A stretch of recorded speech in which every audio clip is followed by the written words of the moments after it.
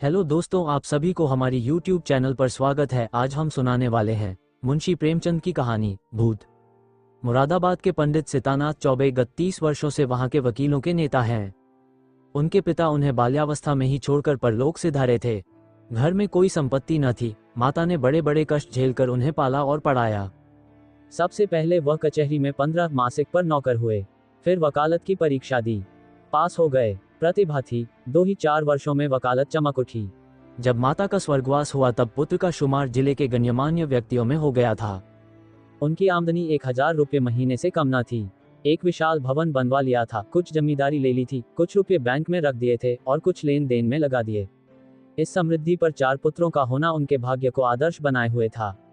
चारों लड़के भिन्न भिन्न दर्जों में पढ़ते थे, मगर यह कहना कि सारी विभूति चौबे जी के अनवरत परिश्रम का फल थी। उनकी पत्नी मंगला देवी के साथ अन्याय करना है।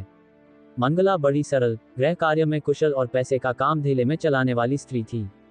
जब तक अपना घर न बन गया, उसने 3 महीने से अधिक का मकान किराए पर नहीं लिया, और रसोई के लिए मिश्राइन तो उसने अब तक न रखी थी।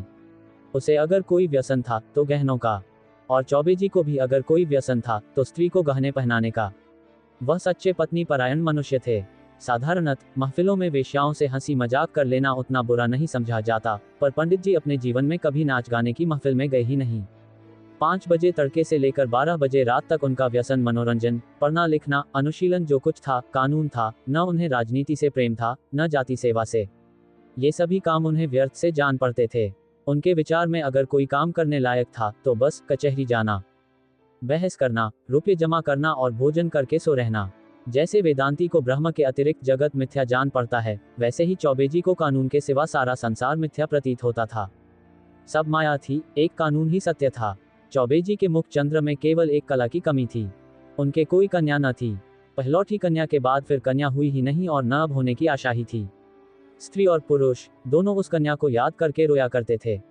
लड़कियां बचपन में लड़कों से ज्यादा चोंचले करती हैं। उन चोंचलों के लिए दोनों प्राणी विकल रहते। माँ सोचती, लड़की होती तो उसके लिए गहने बनवाती, उसके बाल गूंथती। लड़की पैजनियां पहने ठुमक ठुमक आंगन में चलती तो कितना आनंद आता। चौबे सोचते, कन्यादान के बिना मोक्ष कैसे होगा। कन्यादान महादान है, जिसने ये दान न दिया उसका जन्म ही वृथा गया। आखिर ये लालसा इतनी प्रबल हुई कि मंगला ने अपनी छोटी बहन को बुलाकर कन्या की भांति पालने का निश्चय किया। उसके माँ बाप निर्धन थे, राजी हो गए। ये बालिका मंगला की सोतली माँ की कन्या थी। बड़ी सुंदर और बड़ी चंचल थी। नाम था बिन्नी। चौबे जी का घर उसके आने से खिल उठा। 2-4 ही दिनों में लड़की अपने माँ बाप को भूल गई। उसकी उम्र तो केवल 4 वर्ष की थी, पर उसे खेलने की अपेक्षा कुछ काम करना अच्छा लगता था। मंगला रसोई बनाने जाती तो बिन्नी भी उसके पीछे पीछे जाती, उससे आटा गूंधाने के लिए झगड़ा करती। तरकारी काटने में उसे बड़ा मजा आता था। जब तक वकील साहब घर पर रहते तब तक वह उनके साथ दीवानखाने में बैठी रहती। कभी किताब उल्टती, कभी दवात कलम से खेलती। चौबे जी मुस्करा कर कहते, बेटी मार खाओगी। उद्धरण। बिन्नी कहती, तुम मार खाओगे, मैं तुम्हारे कान काट लूंगी, जूजू को बुलाकर पकड़ा दूंगी। इस पर दीवानखाने में खूब कह कहे उड़ते। वकील साहब कभी इतने बाल्यवत्सल न थे। जब बाहर से आते तो कुछ न कुछ सौगात बिन्नी के वास्ते जरूर लाते, और घर में कदम रखते ही पुकारते, बिन्नी बेटी चलो। बिन्नी दौड़ती हुई आकर उनकी गोद में बैठ जाती। मंगला एक दिन बिन्नी को लिए बैठी थी। इतने में पंडित जी आ गए। बिन्नी दौड़कर उनकी गोद में जा बैठी। पंडित जी ने पूछा, तू किसकी बेटी है। उद्धरण।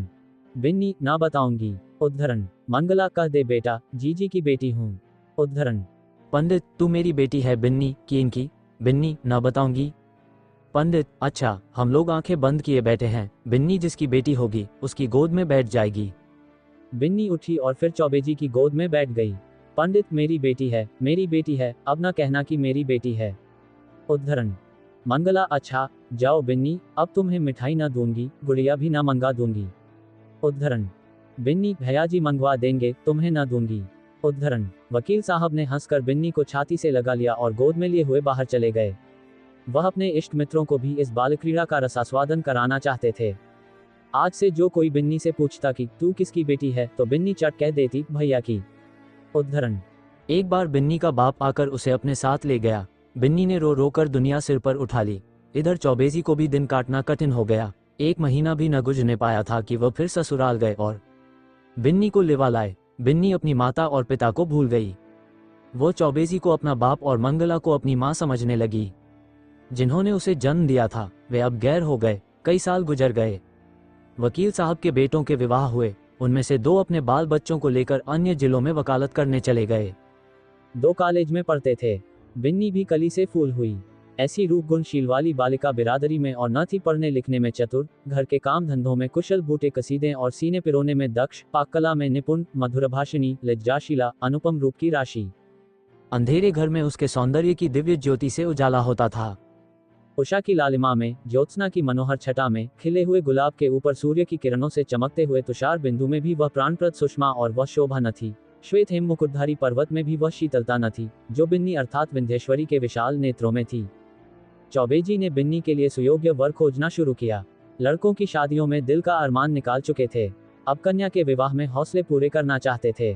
धन लुटाकर कीर्ति पा चुके थे, अब दान दहेज में नाम कमाने की लालसा थी।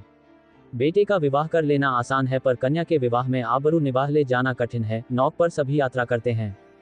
जो तैरकर नदी पार करे वही प्रशंसा का अधिकारी है। धन की कमी न थी। अच्छा घर और सुयोग्य वर मिल गया। जन्मपत्र मिल गए। बनावट बन गया। फलदान और तिलक की रस्में भी अदा कर दी गईं। पर हाय रे दुर्दैव, कहाँ तो विवाह की तैयारी हो रही थी। द्वार पर दर्जी, सुनार, हलवाई सब अपना अपना काम कर रहे थे। कहाँ निर्दय विद्या ने और ही लीला रच दी। विवाह के 1 सप्ताह पहले मंगला अनायास बीमार पड़ी। 3 ही दिन में अपने सारे अरमान लिए हुए परलोक से धार गई। संध्या हो गई थी। मंगला चारपाई पर पड़ी हुई थी। बेटे, बहुएं, पोते पोतियां सब चारपाई के चारों ओर खड़े थे। बिन्नी पैताने बैठी मंगला के पैर दबा रही थी। मृत्यु के समय की भयंकर निस्तब्धता छाई हुई थी। कोई किसी से न बोलता था। दिल में सब समझ रहे थे क्या होने वाला है। केवल चौबेजी वहां न थे। सहसा मंगला ने इधर उधर इच्छापूर्ण दृष्टि से देखकर कहा, जरा उन्हें बुला दो। कहाँ हैं? पंडित जी अपने कमरे में बैठे रो रहे थे। संदेश पाते ही आंसू पोंछते हुए घर में आए और बड़े धैर्य के साथ मंगला के सामने हो गए। डर रहे थे कि मेरी आंखों से आंसू की एक बूंद भी निकली तो घर में हाहाकार मच जाएगा। मंगला ने कहा, एक बात पूछती हूँ, बुरा न मानना, बिन्नी तुम्हारी कौन है? पंडित, बिन्नी कौन है? मेरी बेटी है। और कौन? उद्धरण। मंगला, हाँ, मैं तुम्हारे मुंह से यही सुनना चाहती थी। उसे सदा अपनी बेटी समझते रहना। उसके विवाह के लिए मैंने जो जो तैयारियां की थी उनमें कुछ काट छांट मत करना। उद्धरण। पंडित, इसकी कुछ चिंता न करो। ईश्वर ने चाहा तो उससे कुछ ज्यादा धूमधाम के साथ विवाह होगा। मंगला, उसे हमेशा बुलाते रहना। तीज त्योहार में कभी मत भूलना। पंडित, इन बातों की मुझे याद दिलाने की जरूरत नहीं। मंगला ने कुछ सोचकर फिर कहा, इसी साल विवाह कर देना। पंडित, इस साल कैसे होगा? मंगला, ये फागुन का महीना है, जेठ तक लगन है। पंडित, हो सकेगा तो इसी साल कर दूंगा। मंगला, हो सकने की बात नहीं, जरूर कर देना। पंडित, कर दूंगा। इसके बाद गोदान की तैयारी होने लगी। बुढ़ापे में पत्नी का मरना, बरसात में घर का गिरना है, फिर उसके बनने की आशा नहीं होती। मंगला की मृत्यु से पंडित जी का जीवन अनियमित और विशृंखल सा हो गया। लोगों से मिलना जुलना छूट गया। कई कई दिन कचहरी ही न जाते। जाते भी तो बड़े आग्रह से। भोजन से अरुचि हो गई। विंध्येश्वरी उनकी दशा देख देख कर दिल में कुर्ती और यथासाध्य उनका दिल बहलाने की चेष्टा किया करती थी। वह उन्हें पुराणों की कथाएं पढ़कर सुनाती, उनके लिए तरह तरह की भोजन सामग्री पकाती और उन्हें आग्रह अनुरोध के साथ खिलाती थी। जब तक वह न खा लेते, आप कुछ न खाती थी। गर्मी के दिन थे ही। रात को बड़ी देर तक उनके पैताने बैठी पंखा झला करती और जब तक वह न सो जाते तब तक आप भी सोने न जाती। वह जरा भी सिर दर्द की शिकायत करते तो तुरंत उनके सिर में तेल डालती। यहाँ तक कि रात को जब उन्हें प्यास लगती तब खुद दौड़कर आती और उन्हें पानी पिलाती। धीरे धीरे चौबेजी के हृदय में मंगला केवल एक सुख की स्मृति रह गई। एक दिन चौबेजी ने बिन्नी को मंगला के सब गहने दे दिए। मंगला का यह अंतिम आदेश था। बिन्नी फूली न समाई। उसने उस दिन खूब बनाव श्रृंगार किया। जब संध्या के समय पंडित जी कचहरी से आए तो वह गहनों से लदी हुई उनके सामने कुछ लजाती और मुस्कुराती हुई आकर खड़ी हो गई। पंडित जी ने सतृष्ण नेत्रों से देखा। विंध्येश्वरी के प्रति अब उनके मन में एक नया भाव अंकुरित हो रहा था। मंगला जब तक जीवित थी वह उनसे पिता पुत्री के भाव को सजग और पुष्ट कराती रहती थी। अब मंगला न थी, अतएव वह भाव दिन दिन शिथिल होता जाता था। मंगला के सामने बिन्नी एक बालिका थी। मंगला की अनुपस्थिति में वह एक रूपवती युवती थी। लेकिन सरल हृदया बिन्नी को इसकी रत्ती भर भी खबर न थी कि भैया के भावों में क्या परिवर्तन हो रहा है। उसके लिए वह वही पिता के तुल्य भैया थे।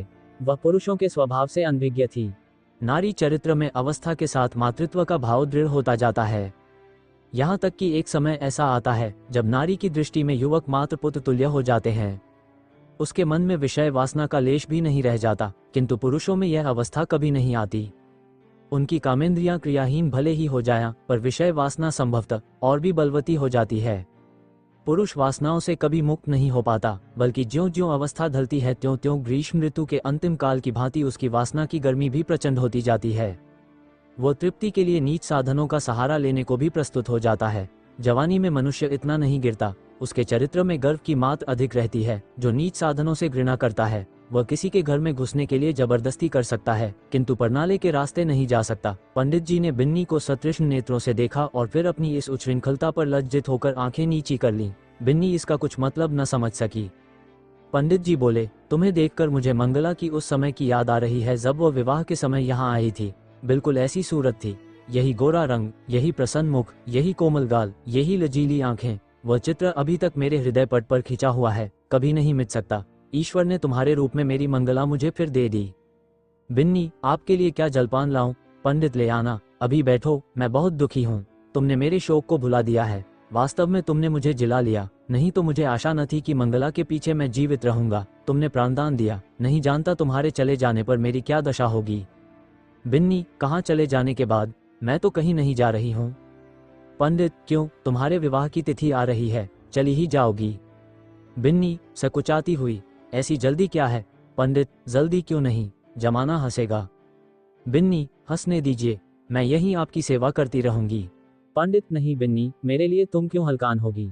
मैं अभागा हूँ, जब तक जिंदगी है जीऊंगा, चाहे रोकर जीऊं चाहे हंसकर। हंसी मेरे भाग्य से उठ गई। तुमने इतने दिनों संभाल लिया, यही क्या कम एहसान किया। मैं ये जानता हूँ कि तुम्हारे जाने के बाद कोई मेरी खबर लेने वाला नहीं रहेगा। ये घर तहस नहस हो जाएगा और मुझे घर छोड़कर भागना पड़ेगा। पर क्या किया जाए, लाचारी है। तुम्हारे बिना अब मैं यहाँ क्षण भर भी नहीं रह सकता। मंगला की खाली जगह तो तुमने पूरी की, अब तुम्हारा स्थान कौन पूरा करेगा? उद्धरण। बिन्नी, क्या इस साल रुक नहीं सकता? मैं इस दशा में आपको छोड़कर न जाऊंगी। पंडित, अपने बस की बात तो नहीं, वे लोग आग्रह करेंगे तो मजबूर होकर करना ही पड़ेगा। बिन्नी, बहुत जल्दी मचाएं तो आप कह दीजिएगा, अब नहीं करेंगे। उन लोगों के जी में जो आए करें, यहाँ कोई उनका दबेल बैठा हुआ है। उद्धरण। पंडित, वे लोग अभी से आग्रह कर रहे हैं। बिन्नी, आप फटकार क्यों नहीं देते? उद्धरण। पंडित, करना तो है ही, फिर विलंब क्यों करूं? ये दुख और वियोग तो एक दिन होना ही है, अपनी विपत्ति का भार तुम्हारे सिर क्यों रखूं? बिन्नी, दुख सुख में काम न आऊंगी तो और किस दिन काम आऊंगी? पंडित जी के मन में कई दिनों तक घोर संग्राम होता रहा। वह अब बिन्नी को पिता की दृष्टि से न देख सकते थे। बिन्नी अब मंगला की बहन और उनकी साली थी। जमाना हंसेगा तो हंसे, जिंदगी तो आनंद से गुजरेगी। उनकी भावनाएं कभी इतनी उल्लासमयी न थीं। उन्हें अपने अंगों में फिर जवानी की स्फूर्ति का अनुभव हो रहा था। वह सोचते, बिन्नी को मैं अपनी पुत्री समझता था, पर वह मेरी पुत्री है तो नहीं। इस तरह समझने से क्या होता है, कौन जाने, ईश्वर को यही मंजूर हो, नहीं तो बिन्नी यहाँ आती ही क्यों? उसने इसी बहाने से यह संयोग निश्चित कर दिया होगा। उसकी लीला तो अपरंपार है। पंडित जी ने वर के पिता को सूचना दे दी कि कुछ विशेष कारणों से इस साल विवाह नहीं हो सकता। विंध्येश्वरी को अभी तक कुछ खबर न थी कि मेरे लिए क्या क्या षड्यंत्र रचे जा रहे हैं। वह खुश थी कि मैं भैया जी की सेवा कर रही हूँ और भैया जी मुझसे प्रसन्न हैं। बहन का इन्हें बड़ा दुख है। मैं न रहूंगी तो ये कहीं चले जाएंगे, कौन जाने, साधु सन्यासी न हो जाया। घर में कैसे मन लगेगा? वह पंडित जी का मन बहलाने का निरंतर प्रयत्न करती रहती थी, उन्हें कभी मनमारे न बैठने देती। पंडित जी का मन अब कचहरी में न लगता था। घंटे 2 घंटे बैठकर चले आते थे। युवकों के प्रेम में विकलता होती है और वृद्धों के प्रेम में श्रद्धा। वे अपनी यौवन की कमी को खुशामद से, मीठी बातों से और हाजिर जवाबी से पूर्ण करना चाहते हैं। मंगला को मरे अभी 3 ही महीने गुजरे थे कि चौबे जी ससुराल पहुंचे। सास ने मुहमांगी मुराद पाए। उसके 2 पुत्र थे, घर में कुछ पूंजी न थी। उनके पालन और शिक्षा के लिए कोई ठिकाना नजर न आता था। मंगला मर ही चुकी थी। लड़की का जो ही विवाह हो जाएगा वह अपने घर की हो रहेगी, फिर चौबे से नाता ही टूट जाएगा। वह इसी चिंता में पड़ी हुई थी कि चौबेजी पहुंचे, मानो देवता स्वयं वरदान देने आए हों। जब चौबेजी भोजन करके लेटे तो सास ने कहा, भैया कहीं बातचीत हुई कि नहीं? पंडित, अम्मा, अब मेरे विवाह की बातचीत क्या होगी? सास, क्यों भैया, अभी तुम्हारी उम्र ही क्या है?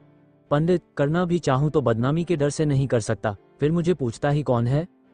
सास, पूछने को हजारों हैं, दूर क्यों जाओ, अपने घर ही में लड़की बैठी है। सुना है तुमने मंगला के सब गहने बिन्नी को दे दिए हैं। कहीं और विवाह हुआ तो ये कई हजार की चीजें तुम्हारे हाथों से निकल जाएंगी। तुमसे अच्छा घर मैं कहाँ पाऊंगी? तुम उसे अंगीकार कर लो तो मैं तर जाऊं।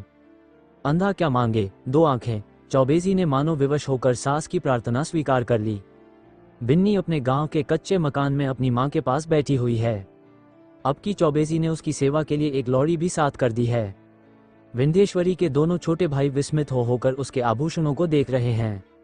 गांव की और कई स्त्रियां उसे देखने आई हुई हैं और उसके रूपलावण्य का विकास देखकर चकित हो रही हैं। ये वही बिन्नी है जो यहाँ मोटी फरिया पहिने खेला करती थी। रंग रूप कैसा निखर आया है, सुख की देह है ना। जब भीड़ कम हुई, एकांत हुआ, तो माता ने पूछा, तेरे भैयाजी तो अच्छी तरह हैं ना बेटी? यहाँ आए थे तो बहुत दुखी थे। मंगला का शोक उन्हें खाए जाता है। संसार में ऐसे मर्द भी होते हैं जो स्त्री के लिए प्राण दे देते हैं। नहीं तो यहाँ स्त्री मरी और चट दूसरा ब्याह रचाया गया। मानो मनाते रहते हैं कि यह मरे तो नई नवेली बहू घर लाएं। उद्धरण।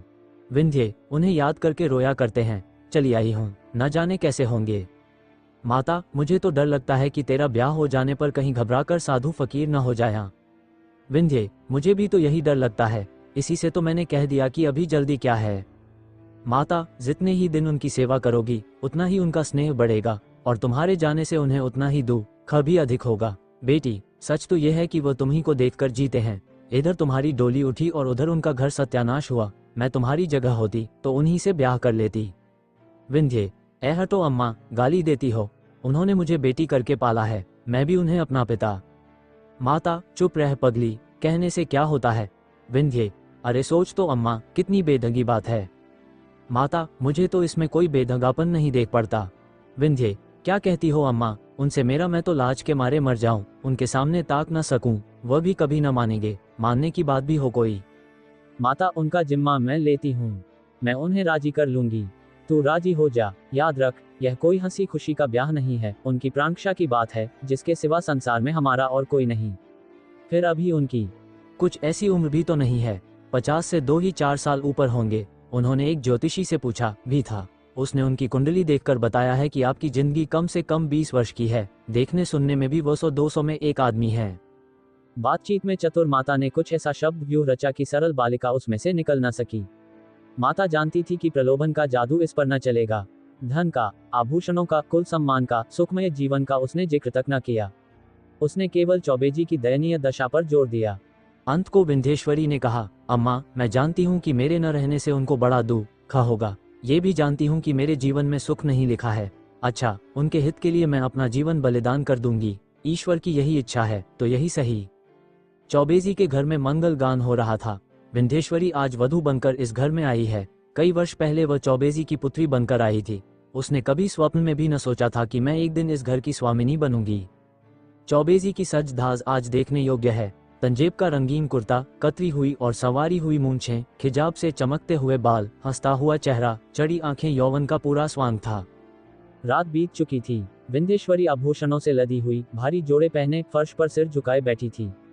उसे कोई उत्कंठा न थी, भय न था, केवल ये संकोच था कि मैं उनके सामने कैसे मुंह खोलूंगी। उनकी गोद में खेली हूँ, उनके कंधों पर बैठी हूँ, उनकी पीठ पर सवार हुई हूँ, कैसे उन्हें मुंह दिखाऊंगी। मगर वे पिछली बातें क्यों सोचूं। ईश्वर उन्हें प्रसन्न रखे। जिसके लिए मैंने पुत्री से पत्नी बनना स्वीकार किया, वह पूर्ण हो, उनका जीवन आनंद से व्यतीत हो। इतने में चौबेजी आए। विंध्येश्वरी उठ खड़ी हुई। उसे इतनी लज्जा आई कि जी चाहा कहीं भाग जाए, खिड़की से नीचे कूद पड़े। चौबेजी ने उसका हाथ पकड़ लिया और बोले, बिन्नी, मुझसे डरती हो? बिन्नी कुछ न बोली, मूर्ति की तरह वहीं खड़ी रही। एक क्षण में चौबेजी ने उसे बिठा दिया, वह बैठ गई। उसका गला भर भर आता था। भाग्य की यह निर्दय लीला, ये क्रूर क्रीड़ा उसके लिए असह्य हो रही थी। पंडित जी ने पूछा, बिन्नी, बोलती क्यों नहीं? क्या मुझसे नाराज हो? विंध्येश्वरी ने अपने कान बंद कर लिए। यही परिचित आवाज वह कितने दिनों से सुनती चली आती थी।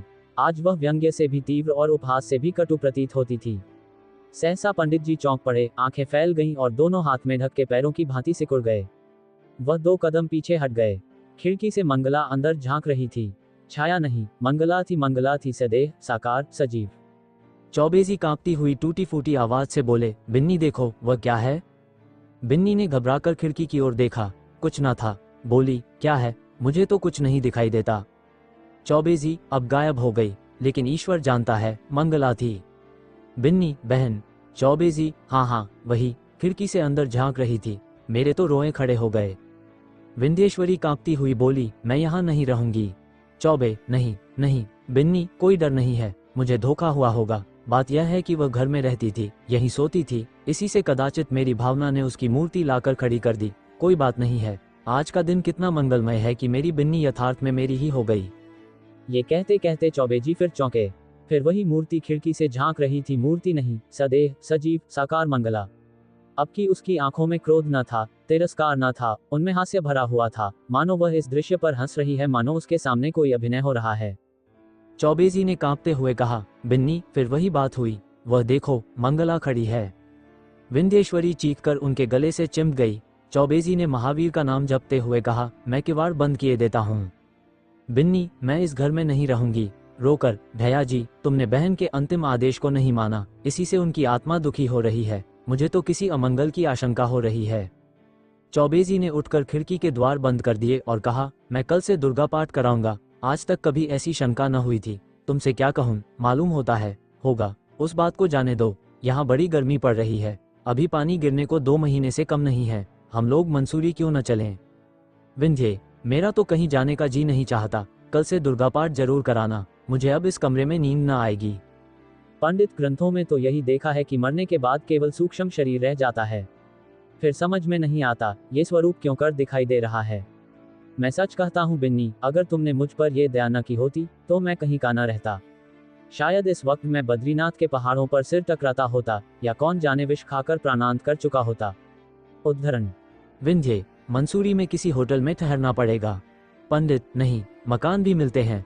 मैं अपने एक मित्र को लिखे देता हूँ, वह कोई मकान ठीक कर रखेंगे वहाँ। बात पूरी न होने पाई थी कि न जाने कहाँ से जैसे आकाशवाणी हो आवाज आई, बिन्नी तुम्हारी पुत्री है। चौबे जी ने दोनों कान बंद कर लिए, भय से थर थर कांपते हुए बोले, बिन्नी, यहाँ से चलो, न जाने कहाँ से आवाजें आ रही हैं। बिन्नी तुम्हारी पुत्री है। ये ध्वनि सहस्त्र कानों से पंडित जी को सुनाई पड़ने लगी, मानो इस कमरे की एक एक वस्तु से यही सदा आ रही है। बिन्नी ने रोकर पूछा, कैसी आवाज थी? पंडित, क्या बताऊं, कहते लज्जा आती है। बिन्नी, जरूर बहन जी की आत्मा है। बहन, मुझ पर दया करो, मैं सर्वथा निर्दोष हूँ। पंडित, फिर वही आवाज आ रही है। हाय ईश्वर, कहाँ जाऊं? मेरे तो रोम रोम में वही शब्द गूंज रहे हैं। बिन्नी, बुरा किया। मंगला सती थी, उसके आदेश की उपेक्षा करके मैंने अपने हक में जहर बोया। कहाँ जाऊं, क्या करूं? ये कहकर पंडित जी ने कमरे के किवाड़ खोल दिए और बेतहाशा भागे। अपने मर्दाने कमरे में पहुंचकर वह गिर पड़े। मूर्छा आ गई। विंध्येश्वरी भी दौड़ी, पर चौखट से बाहर निकलते ही गिर पड़ी।